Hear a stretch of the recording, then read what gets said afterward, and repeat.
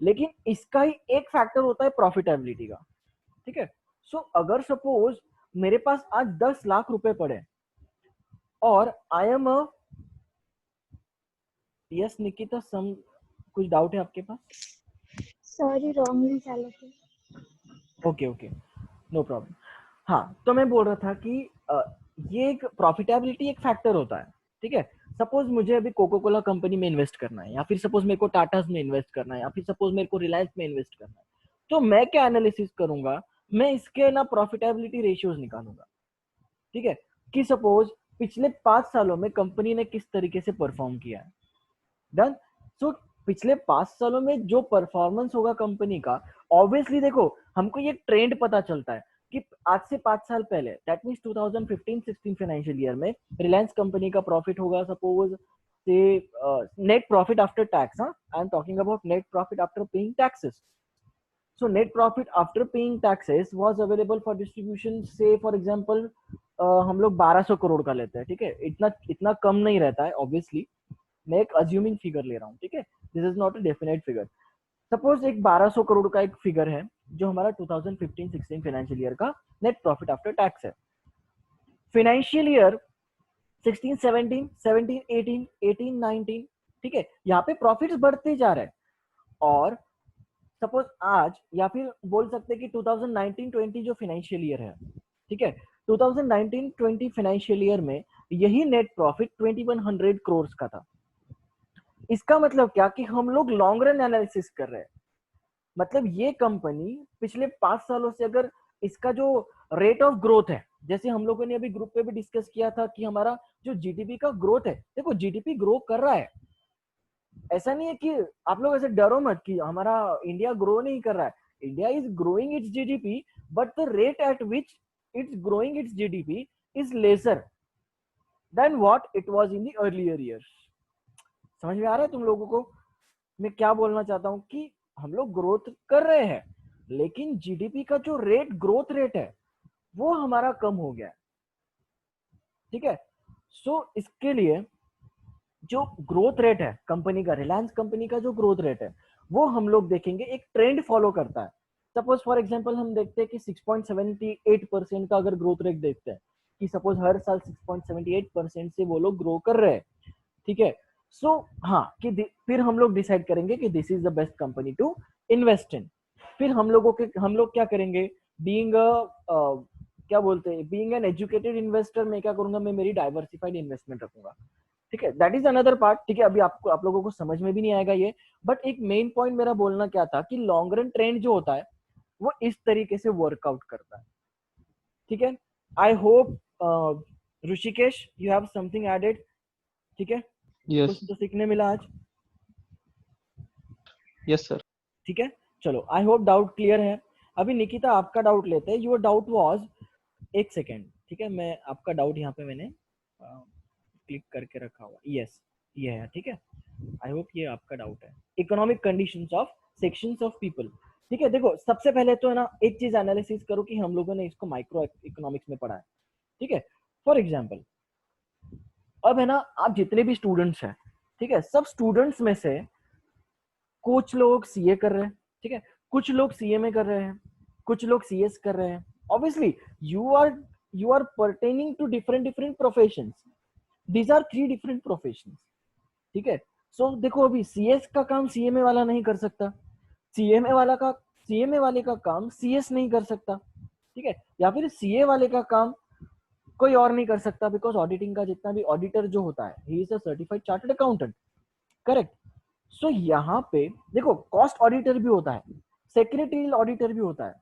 तो cost auditor कौन होता है? He should be a certified management accountant, ठीक है। जो सेक्रेटरियल ऑडिटर होता है, ठीक है, secretarial auditor, he should be a certified company secretary, ठीक है, from institute of company secretaries of India. And जो स्टैट्यूटरी ऑडिटर होता है, वो होता है एक सर्टिफाइड चार्टर्ड अकाउंटेंट, ठीक है। सो ये तीनों के तीनों का जो सिग्निफिकेंस है एक पर्टिकुलर ऑर्गेनाइजेशन में, या फिर एक कोई भी पर्टिकुलर कंपनी में, वो बहुत सारे क्राइटेरियाज है कि कब ऑडिट करवाना है, नहीं करवाना है, that is another part. But जो स्पेसिफिकेशंस है इन तीनों प्रोफेशंस के अपनी अपनी लेवल पे है, ठीक है। सो मैं मेरा बोलने का मतलब यही था कि इकोनॉमिक कंडीशंस रेफर टू, सबसे इंपॉर्टेंट पॉइंट है कि economic conditions here refer to as a standard of living. ठीक है, इधर यहाँ पे हम लोग स्टैंडर्ड ऑफ लिविंग के बारे में बात कर रहे हैं। ठीक है, तो standard of living of a section of people, मतलब क्या कि हम लोग इकोनॉमिक एनालिसिस कर रहे हैं एक पर्टिकुलर क्लास ऑफ पीपल का। जैसे कि फॉर एग्जांपल हम लोग वर्कर्स लोगों का स्टैंडर्ड ऑफ लिविंग देख रहे हैं, मिडिल क्लास लोगों का स्टैंडर्ड ऑफ लिविंग देख रहे हैं, एक्टर लोगों का स्टैंडर्ड ऑफ लिविंग देख रहे हैं। ठीक है, ऑब्वियसली देखो हमारे माइंडसेट ये बना हुआ है कि एक्टर्स लोग ये एक अच्छा खासा स्टैंडर्ड ऑफ लिविंग, उनका एक अच्छा खासा स्टैंडर्ड ऑफ लिविंग है। मिडिल क्लास लोगों का एक मिडिल क्लास के तरह का स्टैंडर्ड ऑफ लिविंग है। जो वर्कर्स है उनका एकदम लो स्टैंडर्ड ऑफ लिविंग है। देखो ये माइंडसेट है, हम लोग कंट्री एज अ होल नहीं देख रहे। ठीक है, सो जब हम लोग एनालिसिस करते हैं एक पर्टिकुलर क्लास ऑफ पीपल का standard of living, so this is referred to as the economic conditions of a particular sections of a people। ठीक है, सो ये एनालिसिस और ये स्टडी आता है माइक्रो इकोनॉमिक्स के अंदर। ठीक है, सो इसके लिए ये सारे ये जो 6 के 6 कंपोनेंट्स थे this were included in the micro economics.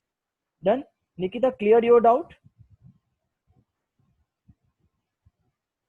Yes sir. Okay, any other doubt कल के लेक्चर में?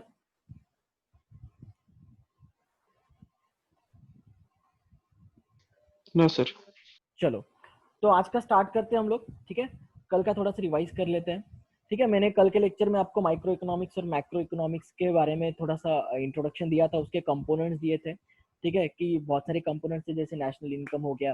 ठीक है, ऋषिकेश ने होमवर्क भेजा है शायद से, मैंने कल आपको होमवर्क करने को बोला था कि माइक्रो इकोनॉमिक्स और मैक्रो इकोनॉमिक्स यस का सर। डेफिनेशन डिस्टिंग्विश बिटवीन करना था। ठीक है, सो देख लेते हैं एक बार, उसको लुकआउट कर लेते हैं। ठीक है, यस ऋषिकेश आपने ग्रुप पे भेजा है उसको, यस देख लेते हैं एक बार।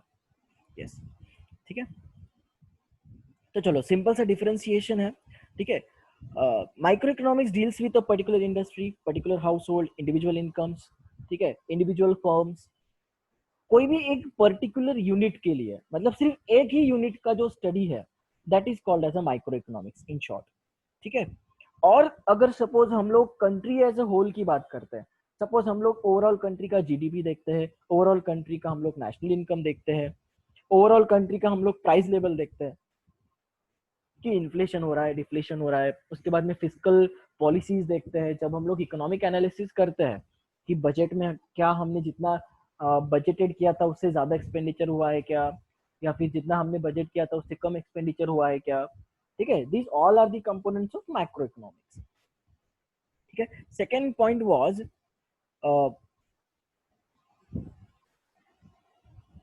yes, main tools are individual demand and supply, main tools are aggregate demand and supply obviously। ठीक है, यहाँ पे हम लोग इंडिविजुअल की डिमांड और सप्लाई साइड देखेंगे, वहां पे हम लोग एग्रीगेट डिमांड और सप्लाई साइड देखेंगे। ठीक है, yes obviously it is a narrow in scope, ये कंट्री एज अ होल की बात नहीं करता, यहाँ पे वेल्थ डिस्ट्रीब्यूशन की बात नहीं होती माइक्रो इकोनॉमिक्स में। लेकिन यस मैक्रो इकोनॉमिक्स ये एक वाइडर स्कोप है। ठीक है, माइक्रो इकोनॉमिक्स का स्कोप ये वाइडर स्कोप है, क्योंकि यहाँ पे हम लोग बर्ड आई व्यू रखते हैं। ठीक है, याद है बचपन में आप लोगों ने लिखा होगा डिस्टिंग्विश में कि macro economics is seeing from the bird eye या फिर ईगल्स आई।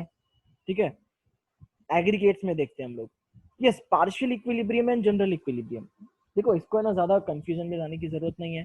ठीक है, पार्शियल इक्विलिब्रियम मतलब देखो, पार्शियल इक्विलिब्रियम मतलब ये शॉर्ट रन एनालिसिस होता है, और जनरल इक्विलिब्रियम मतलब ये क्या लॉन्ग रन एडजस्टमेंट्स होती है। सिंपल। ठीक है, यहाँ पे ना ज्यादा कंफ्यूजन में नहीं आने का। डन। इक्विलिब्रियम मतलब क्या कि मैक्सिमम सेटिस्फैक्शन, शॉर्ट रन में हम लोग कितना मैक्सिमम सेटिस्फैक्शन गेन कर रहे हैं। ठीक है, और लॉन्ग रन में हम लोग कितना मैक्सिमम सेटिस्फैक्शन ले रहे हैं। ठीक है, यस एक सेकेंड, चलो स्क्रीन दिख रही है आपके सामने। ठीक है, यस एग्जांपल यहाँ पे दिया था lock in lock out in tele companies है क्या, ये टेलको लिखा हुआ है कि this is one of the company. Yes sir. Yes sir.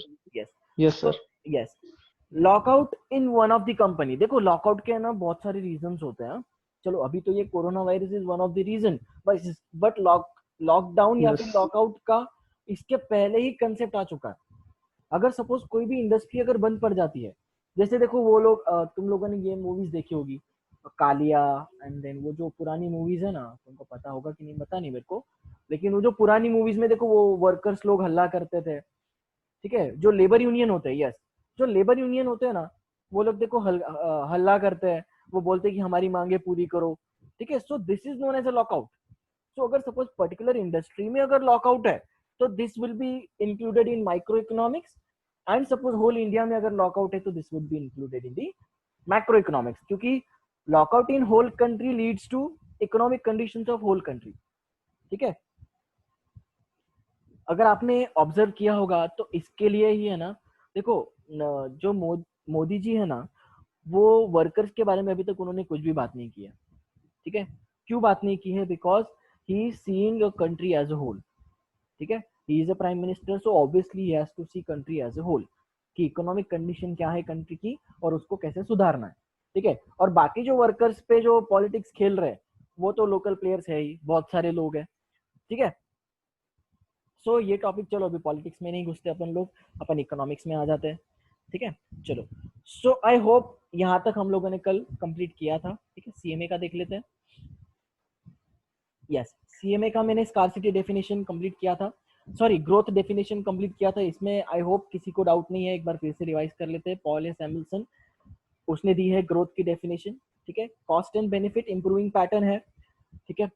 जैसे जैसे कॉस्ट का बेनिफिट होता है वैसे वैसे कंट्री की इकोनॉमी ये डेवलप होते जाती है, ठीक है। सो यहाँ पे देखो ये डेफिनेशन में स्कार्सिटी की डेफिनेशन भी है, अनलिमिटेड वांट्स भी है, ठीक है। उसके बाद में यहाँ पे जो उन्होंने एक पॉइंट बताया है कि जो इकोनॉमिक्स है उसके एनालिसिस हम लोग सिर्फ प्रेजेंट में नहीं करेंगे, बल्कि हम लोग उसका फ्यूचर में भी देखेंगे। बिकॉज देखो, इकोनॉमिक्स का एनालिसिस आज से 5 साल बाद क्या होगा, देखो कभी आपने मोदी जी के भाषण को सुना होगा, तो वो बोलते रहते हैं कि आने वाले दिनों में, ठीक है, आने वाले दिनों में is something what, this is a time element that he is planning for future, कि यस आने वाले फ्यूचर में या फिर आने वाले 4-5 सालों में हमारा इकोनॉमिक कंडीशन ऐसे ऐसे होगा, ठीक है।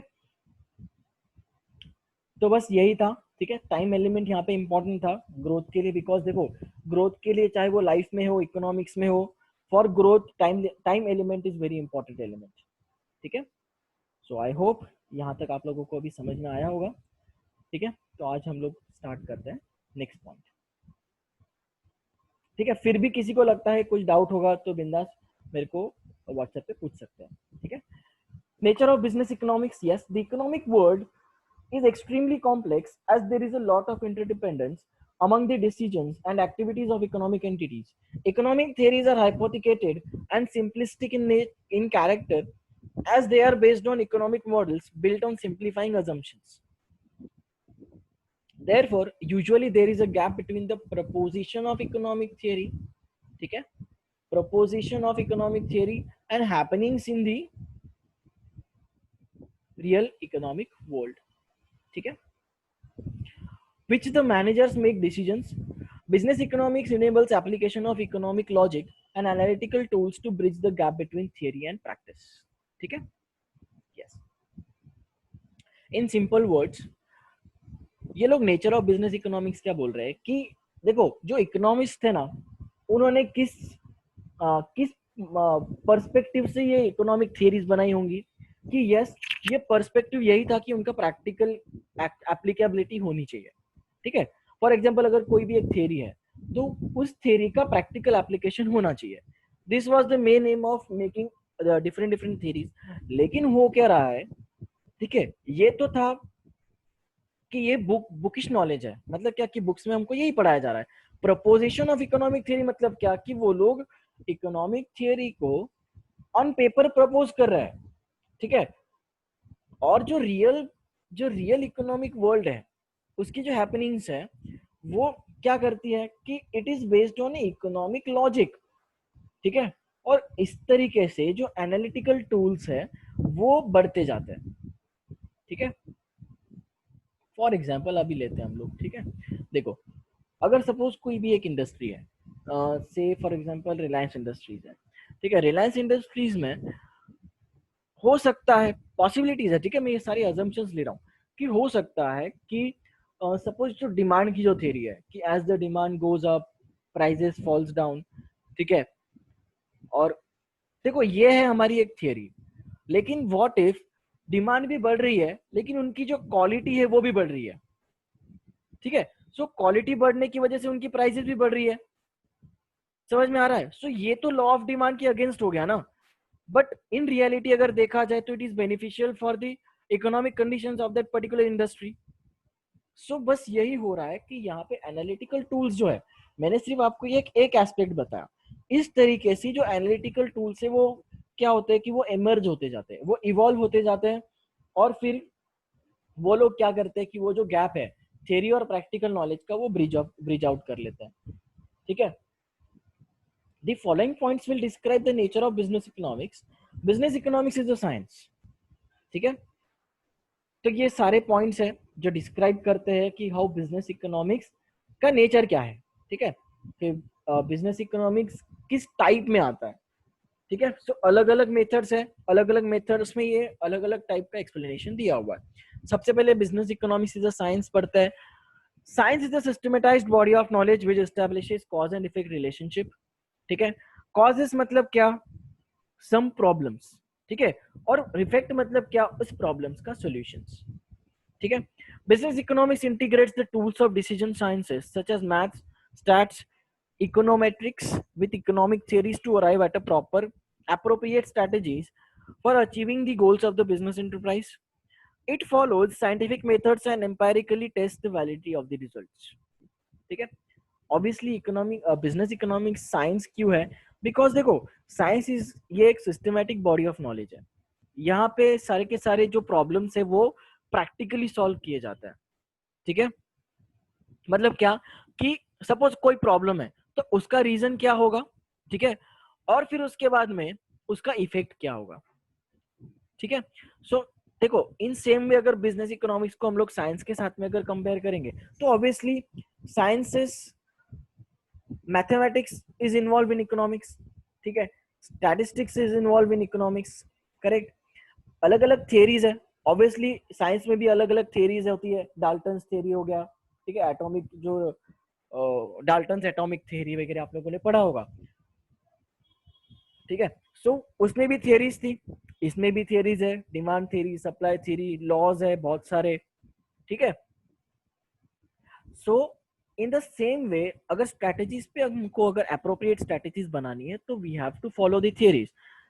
सो सेम हम लोग बोल सकते हैं कि business economics is a science, ठीक है। एक नेचर पॉइंट क्या हो गया कि हम लोगों ने इसको एज अ साइंस से कंपेयर किया, ठीक है।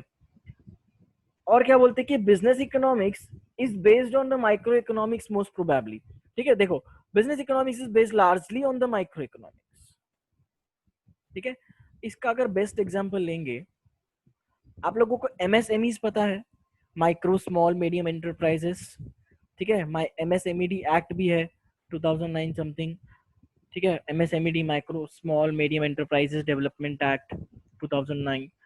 तो देखो क्यों गवर्नमेंट ने सबसे ज्यादा पोर्शन अभी जो 20 लाख करोड़ ये जो बोल रहे हैं, ठीक है, इसके ऊपर मैं अलग से डिस्कशन करूंगा भले एक दिन, लेकिन ज्यादा से ज्यादा पोर्शन ये एमएसएमईज को क्यों दिया है, because this MSMEs belongs to the village area, village और town area.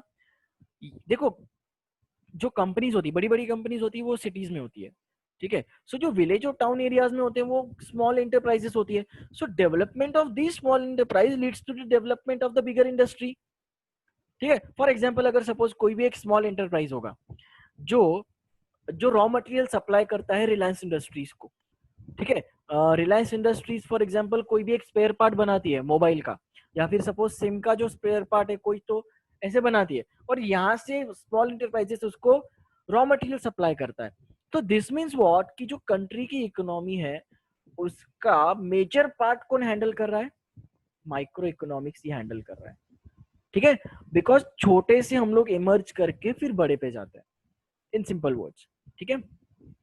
A business manager is usually concerned about the achievement of the predetermined objective of his organization so as to ensure the long-term survival and profitable functioning of the organization. Since business economics is concerned more with the decision-making problem of individual establishments, it relies heavily on the techniques of micro economics. Yes obviously.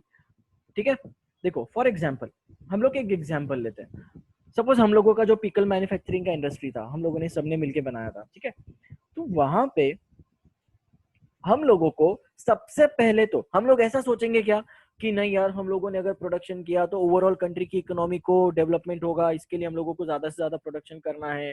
अगर हमारा supply नहीं हो रहा है फिर भी हम लोगों को ज्यादा से ज्यादा प्रोडक्शन करना है, बिकॉज हमारा production will be added to the GDP of the country. Obviously. ठीक है, ऐसा जो सोचेगा he is not well educated. Firstly हम लोग क्या सोचेंगे कि भैया सबसे पहले तो लोकल मार्केट की डिमांड क्या है.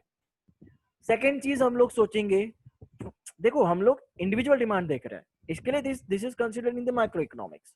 ठीक है, हमारा जो पिकल मैन्युफैक्चरिंग का जो लोकल मार्केट है उसमें कितनी डिमांड है. उसके बाद में हमारी कॉम्पिटिटिव प्राइसेस कौन सी है उस पर्टिकुलर मार्केट में, या फिर पिकल मैन्युफैक्चरिंग वाले मार्केट में, रिटेल मार्केट में कॉम्पिटिटर्स कौन कौन है वो भी देखना पड़ेगा ना भैया. सो इसके लिए micro economic concept becomes very essential. ठीक है, समझ आया एग्जाम्पल. ये हो गया सेकेंड नेचर. सबसे पहले क्या बोलते हैं ये लोग कि it is compare to the science. पहली चीज. फिर सेकंड चीज क्या बोलते हैं कि micro business economics is related to the micro economics. ठीक है, now business economics incorporates elements of macro analysis. अभी देखो मैक्रो एनालिसिस से इसको किस तरीके से कंपेयर किया है. ठीक है, a business unit does not operate in a vacuum. ठीक है, it is affected by the external environment of the economy in which it operates, such as the general price level, income and employment levels in the economy, and government policies with respect to taxation, interest rates, exchange rates, industries, prices, distribution, wages, and regulation of monopolies. All these are components of macroeconomics. A business manager must be acquainted with these and other macroeconomic variables, present as well as future, which may influence his business environment. Correct? इसको मैं एक best example से आप लोगों को समझाता हूँ. ठीक है, सपोज कोई भी एक इंडस्ट्री है. सपोज हम लोगों को पिकल मैन्युफैक्चरिंग इंडस्ट्री में आज सपोज 10 साल हो गए. ठीक है, हम लोगों को एक इंटरनेशनल लेवल पे बिजनेस सेटअप करना है. ठीक है, मतलब हम लोगों को एक्सपोर्ट करने हैं हमारे जो होममेड पिकल्स हैं, उसको हम लोगों को एक ब्रांड वैल्यू करके एक्सपोर्ट करना है. तो एक्सपोर्ट करते वक्त हम लोगों को लोकल मार्केट देखना पड़ेगा क्या? ऑब्वियसली नहीं. हम लोगों को देखना पड़ेगा कि सबसे पहले हमारे कंट्री की जो रिक्वायरमेंट्स है फॉर एक्सपोर्ट प्रोसीजर्स, वो हम लोगों को मीट करने पड़ेंगे. सेकेंडली हम लोगों को मीट करने पड़ेंगे जिस कंट्री में हम लोग एक्सपोर्ट कर रहे हैं वहां के एक्सपोर्ट पॉलिसीज क्या है. उसके बाद में हम लोगों को एक्सचेंज रेट्स देखने पड़ेंगे. ठीक है, फिर उसके बाद में हम लोगों को देखना पड़ेगा कि बैंकिंग सेक्टर कैसा है, हम लोगों को एश्योरेंस मिलेगा कि नहीं. फॉरेन से अगर हम लोगों ने अगर पैसा मंगाया तो हम लोगों के पास कितनी लिमिट है. ठीक है, तो ये सारे कंपोनेंट्स आते हैं मैक्रो इकोनॉमिक्स के एनालिसिस के अंदर. ठीक है, next business economics is an art. ठीक है, आर्ट में क्या होता है? Practical application of rules and principles for the attainment of set objectives. Simple. ठीक है, मतलब क्या कि यहाँ पे जो रूल्स एंड रेगुलेशंस बनाए गए हैं, प्रिंसिपल्स बनाए गए हैं, एथिक्स, आर्ट ये एथिक्स पे चलता है. ठीक है, तो इस एथिक्स को हम लोग प्रैक्टिकलिटीज में लाते हैं. So therefore economics is considered as an art. ठीक है, नेक्स्ट है use of theory of market and private enterprises. ठीक है, यस ऑब्वियसली देखो business economic analysis uses the theory of markets and private enterprises. मतलब क्या कि ना रिसोर्स एलोकेशन जो है. ठीक है, रिसोर्स एलोकेशन है कोई भी एक कंपनी के पास अगर, या फिर कोई भी एक एंटरप्राइज के पास जितने भी रिसोर्सेस है. ठीक है, सो वो लोग कंपेयर करेंगे कि दूसरे जो प्राइवेट एंटिटीज है उनके रिसोर्सेस कैसे एलोकेट हो रहे हैं, उनके रिसोर्सेस किस तरीके से यूज कर रहे हैं, वो लोग रॉ मटेरियल्स कहां से ला रहे हैं. So therefore it becomes very necessary to understand the theory of markets and private enterprises. ठीक है, नेक्स्ट है pragmatic in approach. Microeconomics is abstract and purely theoretical analysis the economic phenomena in unrealistic assumptions. In contrast, business economics is pragmatic in its approach as it tackles practical problems which the firms face in the real world. ठीक है, जैसे मैंने अभी आप लोगों को बताया मुकेश अंबानी का रिलायंस इंडस्ट्रीज का एग्जांपल ऊपर बताया मैंने आप लोगों को कि pragmatic मतलब क्या होता है कि it is more of an assuming. ठीक है, देखो हम लोग जो है ना जब लॉ ऑफ डिमांड पढ़ते हैं तो याद है क्या कुछ अजम्पशन भी पढ़ते हैं कि customer is a rational customer, ठीक है, prices are Yes. Fixed, something is fixed, फिर उसके बाद में ये fashion and does not change, it is fixed. तो ऐसी जो not assumption, change, ठीक है, not change in population. yes, no change in population, general price level is fixed, national incomes is fixed। तो ये सारी जो assumptions है इसके लिए बोलते हैं कि micro economics is less realistic and macroeconomics is a macro, okay, macroeconomics is a more realistic, ठीक है। नेक्स्ट है इंटरडिसिप्लिनरी इन नेचर। ये क्या है इंटरडिसिप्लिनरी इन नेचर का मतलब क्या होता है कि business economics is interdisciplinary in nature. It incorporates tools from other disciplines such as maths, operating research, management theory, accounting, markets, financial stats, economics। ये सब है ना, एक अगर मैं एग्रीगेट वर्ड बोलूँ तो दिस इज ऑल डेटा, ठीक है। So why economics is interdisciplinary in nature, because it contains data, ठीक है। देखो डेटा के बिना मैथ्स इंपॉर्टेंट, मैथ्स का कुछ काम नहीं है डेटा के बिना, ठीक है। ऑपरेशनल अगर रिसर्च करना होगा, जैसे हम लोगों को पास्ट परफॉर्मेंसेस अगर चेक करने होंगे तो ऑब्वियसली हम लोगों को डेटा लगेगा।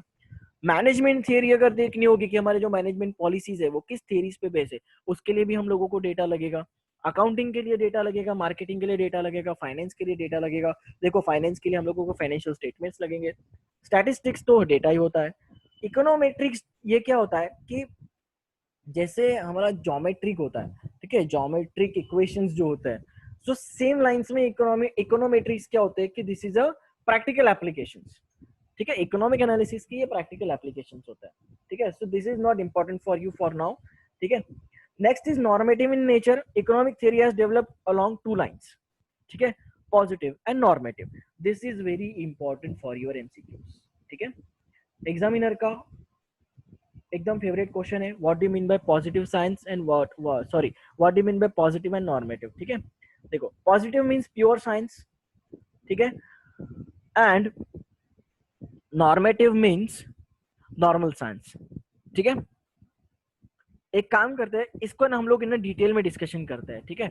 अभी है ना 4 मिनट में ये खत्म हो जाएगा, ठीक है।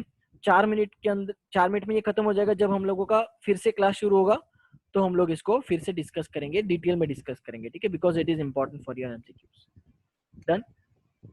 चलो आगे कोई पॉइंट नहीं है तो हम लोग इसको डिस्कस कर ही लेते हैं। Economic theory has developed along two lines, positive normative, ठीक है। Pure science analysis cause and effect relationship between variables in the objective and scientific manner, but it does not involve any value judgments, ठीक है। In other words, it states what is, ठीक है। ये important line है यहाँ पे कि जो प्योर साइंस है वो सिर्फ इतना बताता है कि ये चीज क्या है, ठीक है। सपोज मैं आपको भी एग्जांपल देता हूँ, ठीक है, ये पढ़ लेते हैं फिर एग्जांपल देता हूँ। In other words it is descriptive in nature, ठीक है, state of affairs and not what ought to be. मतलब क्या कि ये चीज क्या है, ये ऐसे नहीं बताता कि ये चीज कैसे होनी चाहिए, ठीक है। इसका एग्जांपल लेते हैं हम लोग, don't be confuse. It is descriptive in nature in the sense that it describes the economic behaviour of individuals और society without prescriptions about the desirability और otherwise of this such behaviour. As against this, normative science involves the value judgments. It is prescriptive in nature and suggests what should be a particular course of action under given circumstances. Welfare considerations are embedded in the normative science. ठीक है, business economics is generally normative or prescriptive in nature. It suggests the application of economic principles which regards to policy formulation, decision making and future planning. Yes, valid decision rule यहाँ पे made करते हैं, ठीक है। This requires the study of positive descriptive economic theory. Thus, business economics combines the essentials of normative and positive economic theories, the emphasis being more on the former than the later. ठीक है, चलो अभी ना एकदम ध्यान से तुम लोग सुनो। फॉर एग्जाम्पल हम लोगों का जो पिकल मैन्युफैक्चरिंग का इंडस्ट्री था, ठीक है। सो इस पिकल मैन्युफैक्चरिंग इंडस्ट्री में हम लोगों को एक प्रॉब्लम आया। प्रॉब्लम ऐसा है कि जो हमारा जो डिमांड है वो था, सपोज 1 लाख यूनिट्स का जो डिमांड था वो मार्केट डिमांड था, ठीक है। अब हम लोगों का जो प्रोडक्शन है, जो रॉ मटेरियल अवेलेबल है वो है सिर्फ 10,000 यूनिट्स का, या फिर से फॉर एग्जांपल 80,000 यूनिट्स का। समझ में आ रहा है? देखो आई रिपीट, हमारा जो रॉ मटेरियल है वो 80,000 यूनिट्स का है और जो हमारा जो टारगेट है वो है हमारा 1 लाख यूनिट्स का। ये हो गई हमारे लिए प्रॉब्लम, ठीक है। सो इकोनॉमिक एनालिसिस दोनों साइड से सोचता है। It thinks from the positive. सबसे पहले मैं आपको एक्सप्लेन कर दूं कि what do mean by positive science and what do mean by normative science. Positive science मतलब क्या, ओनली इन क्या बोलते हैं, it is only on the paper, it is descriptive in nature. हम लोग सिर्फ है ना बोल सकते हैं कि ये सिचुएशन है. सिचुएशन क्या है हमारे सामने, 80,000 यूनिट्स हमको कम पड़ रहे हैं, सिंपल. दिस इज क्या है कि ये this is a pure science. ये क्या बोल रहा है, कॉज एंड इफेक्ट रिलेशनशिप के बारे में हमको बता रहा है कि व्हाट इट इज. ठीक है, हम लोगों को पता चल गया what it is. But normative science क्या करता है, ये हमको जजमेंट्स बताता है कि देख भाई, अगर तेरे को 20,000 यूनिट्स का जो शॉर्टफॉल है वो अगर तुझे कवर करना होगा तो तुझे क्या करना पड़ेगा. तुझे सबसे पहले तो जो रॉ मटेरियल अवेलेबिलिटी है, लोकल वेंडर्स जो है उनको कांटेक्ट करना पड़ेगा, या फिर तुझे जो रॉ मटेरियल्स अवेलेबल है मार्केट में वही प्राइस पे तुझे वो टारगेट कंप्लीट करने के लिए उठाने पड़ेंगे. ठीक है, भले ही तेरी प्रॉफिटेबिलिटी कम क्यों ना हो जाए. सो दिस इज व्हाट कि ये नॉर्मेटिव साइंस हमको बताता है. समझ में आ रहा है. So therefore positive science is a descriptive but the normative science is the prescriptive. Prescriptive मतलब हम लोगों को ये प्रिस्क्रिप्शंस देता है, जैसे डॉक्टर कैसे हम लोगों को सजेशन देता है ये करो ये मत करो. ठीक है, सो इन द सेम वे हम लोग क्या करते हैं, देखो इंसान की लाइफ में सेम चीज होती है कि हम लोग सिचुएशंस को ब्लेम करते हैं रादर देन फाइंडिंग सॉल्यूशंस. ठीक है, सो यहाँ पे देखा जाए तो business economic analysis analysis the both positive science also, normative science also, because theory